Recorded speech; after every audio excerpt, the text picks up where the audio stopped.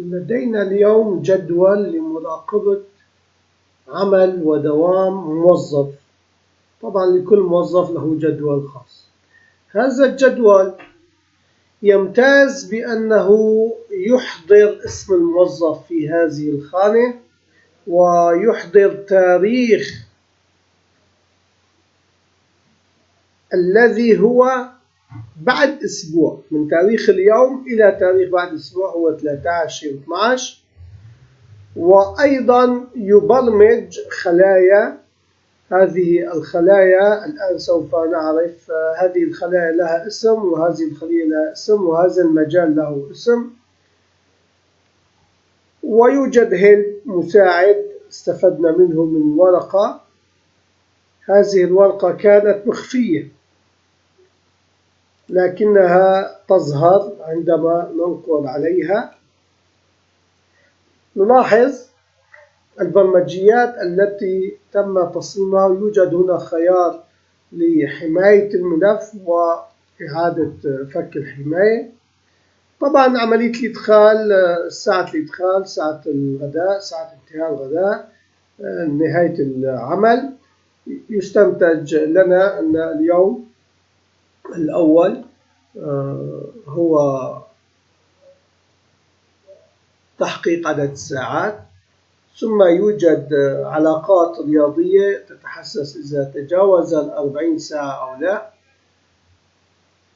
لنلاحظ أن هذا الاسم هو هذا تحديد اسم الموظف، وهنا تحديد مجال الطباعة التي سوف تطبع، وهنا تاريخ البدء، وهنا التوقيتات أو حركة الدور.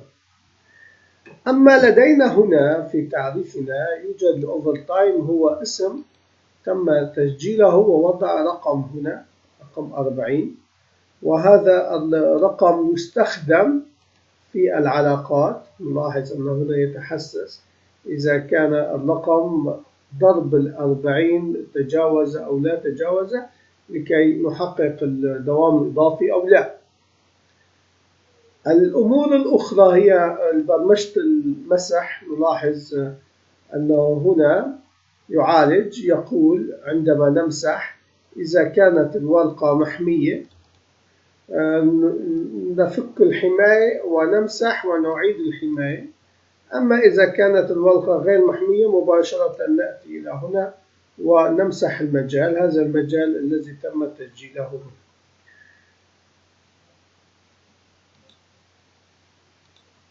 مجال للمسح. أما الهيلب وهو عبارة عن سطر يستدعي ديالوج شيت، اسم ورقة معينة لتظهر وهي مخفية لنظهرها. فإذا نلاحظ أن الورقة تم استدعائها بهذا الاسم وهي تظهر النموذج. أما الظل الباقي هو ظل الحماية. نلاحظ الحماية قبل الأخير، ظل قبل الأخير، هذا الحماية وهي تقوم بحماية المجال. هذا المجال تعطيه أمر الحماية أو تعطيه أمر بدون حماية. لاحظ. فإذا يحدد الورقة واسم الورقة وشيت إذا كانت on أو off، فإذا تعطى الحماية لهذا الخيار. أما ما تبقى هو عملية الأوتو. عندما نضغط هذا الزر يقوم بالتحسس إذا هذا المتغير، إذا كانت الورقة والمجال اللينج الذي هو بداية التاريخ، ويقول إذا كانت بداية التاريخ فارغة فإذا يعالج ويأخذ التاريخ اليوم ويبدأ بحلقة إلى أن يصل إلى رقم 2 أي تاريخ الأسبوع، وبذلك يزيدها واحد تاريخ اليوم إلى أن يصل إلى تاريخ الأسبوع، وبذلك تنتهي الحلقة. وعند الفتح أيضا يوجد برمجة يتحسس إذا الورقة الحالية كان مجال اسم المستخدم موجود أو لا. إذا كان فارغ فإذا يذهب ويأخذ اسم المستخدم من الكمبيوتر وتنتهي البرمجة.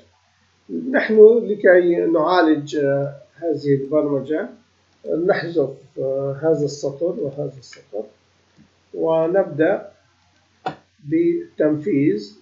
نلاحظ أنها فارغة، فإذا دخل ليعطي تاريخ. نلاحظ أنه سجل تاريخ اليوم، والآن سوف يزيد التاريخ رقم إلى أن يتأكد بتحقق هذا بعد أسبوع. فإذا توصلنا إلى التاريخ تحقق. أما نحن الآن سوف يتحسس باسم المزبون إذا موجود، اسم الموظف. الآن تم وضع اسم الموظف وانتهت البرمجة. جدول جميل جدا فيه علاقات، يتحسس بعدة أمور.